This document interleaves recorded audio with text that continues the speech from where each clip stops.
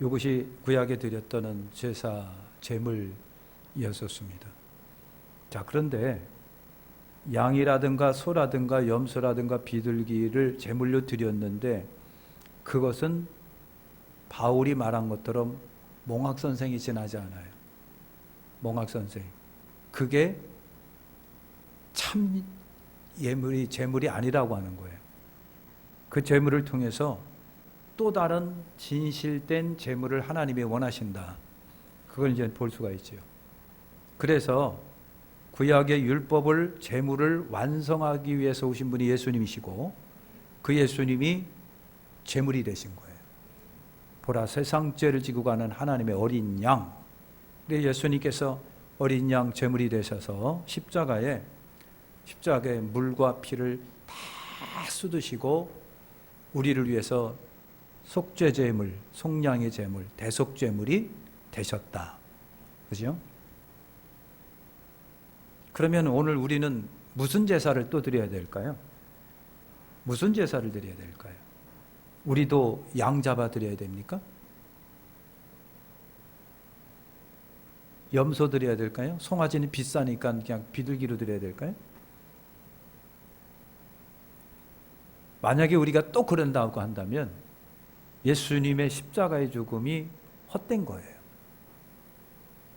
그 엄청난 하나님이 십자가에서 죽으신 것을 제쳐두고 다시 구약의 동물 제사로 들어간다고 한다면 하나님이 아들을 보내주셔 십자가에 달려 죽게 하신 그 은혜는 아무것도 아니게 된 거예요.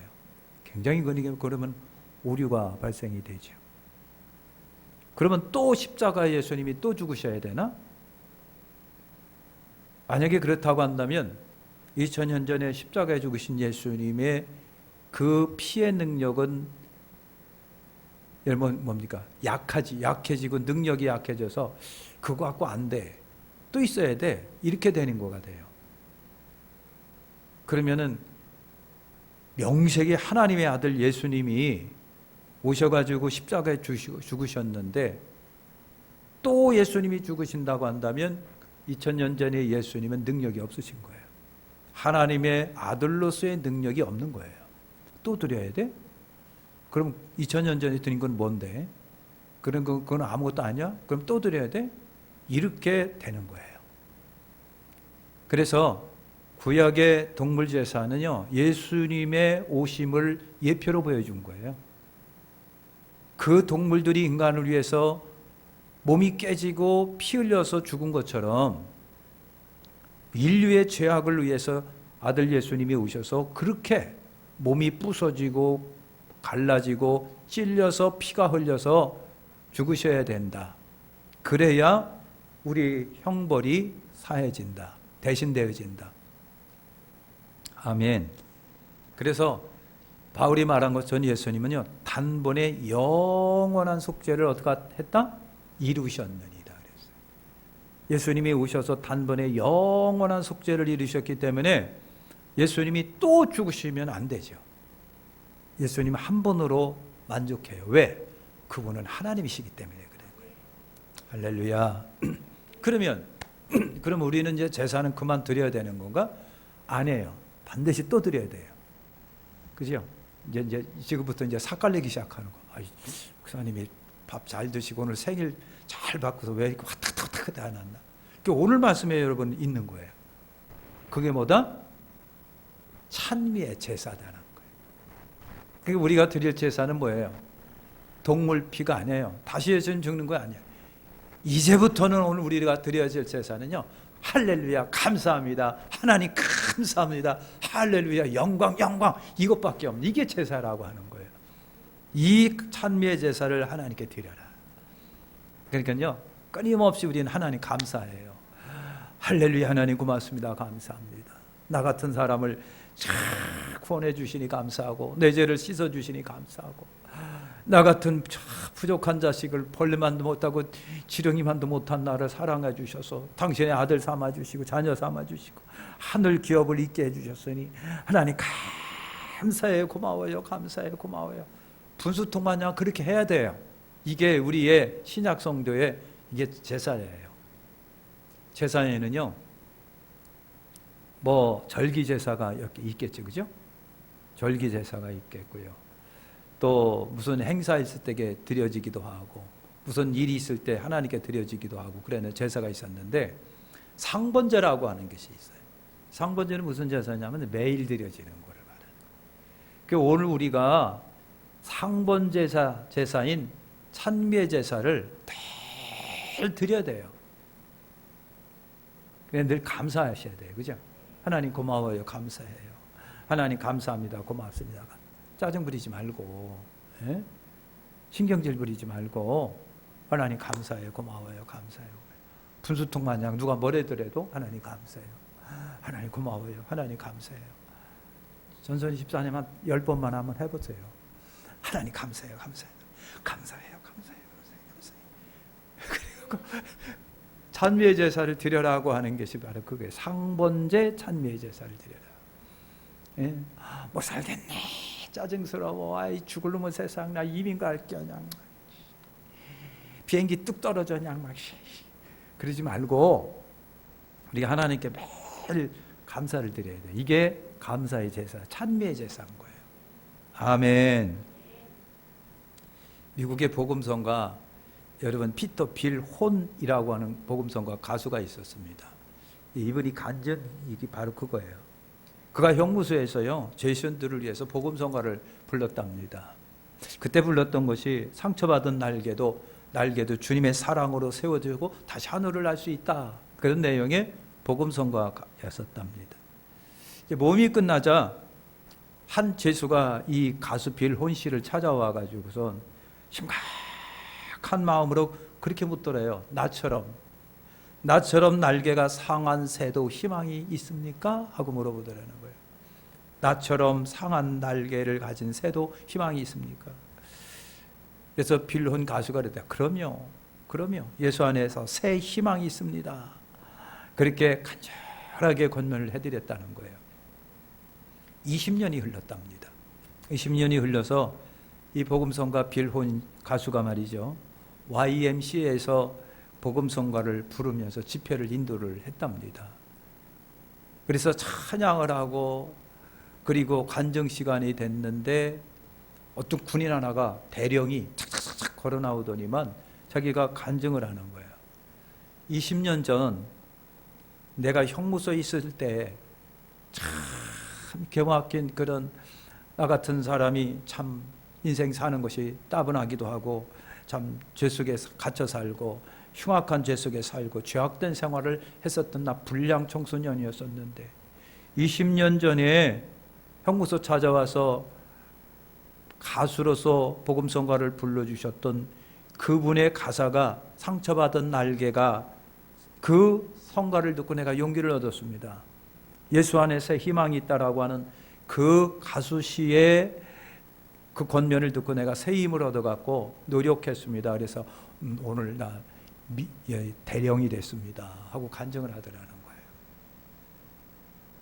찬송은요 많은 사람에게 여러분 믿음을 주고 희망을 주고 소망을 주고 용기를 주는 것이 찬양이라는 얘기입니다. 오늘 곤방 부른 거 있잖아요. 똑바로 보고 싶어요. 곁눈질 하기 싫어요. 이분 가사를 지은 분이 누구라고요? 그분이 정신이 아니라 소아마비인가 막 그거예요. 그러니까 나는 똑바로 보는데 자꾸만 이렇게 보는 거예요. 난 똑바로 걷고 싶은데 자꾸만 흔들리는 거예요. 하나님, 나 똑바로 보고 싶어요. 나 똑바로 걷고 싶어요. 그런데 내 몸이 성치 않아 가지고 나는 똑바로 봤는데 남들은 훑히는 눈으로 본 것 같고, 난 똑바로 걸었나고 건넜는데 나는 자꾸만 삐뚤거리며 걸어요. 사람들이 나를 온전치 못하게 봐요. 그런데 내가 드릴 수 있는 것은 내 마음뿐이에요. 그랬단 말이지. 그러니까 내용을 모르고 배경을 몰랐을 때는 그런가 보다 했는데, 그 이유를 듣고 배경을 보고 가사가 쓰여진 과정을 보니까 아이고 그래요. 나는 너 곁눈질을 하지는 않아요. 그처럼 삐뚤거리지는 않아요. 그런데 오늘 나나 여러분이나 몸은 성하지만은 내 혹시 정신이 영이 삐뚤게 보는 건 아닌지 말이죠. 그리고 예수를 믿으면서 나는 똑바로 간다고 하는데 삐뚤삐뚤 엉뚱한 길 가고 있지는 않는지, 그 가사가 우리에게 영적인 메시지를 여러분 주잖아요. 그래서 부르면서 그래 맞아, 이 사람은 몸이 소아마비겠지만은 우리는 영이 아니면 정신이 소아마비일 수도 있어. 우리는 똑바로 보려고 그랬는데 삐뚤하게 하나님 보고 삐뚤하게 세상을 보고, 나는 똑바로 가려고 그랬는데 유혹 때문에 이쪽으로 가고 저쪽에 가지고 좌로 나오라 막 치우쳐. 그러면서 은혜가 되는 거예요. 아멘. 여러분, 찬미의 제사를 하나님께 잘 드리시길 바랍니다.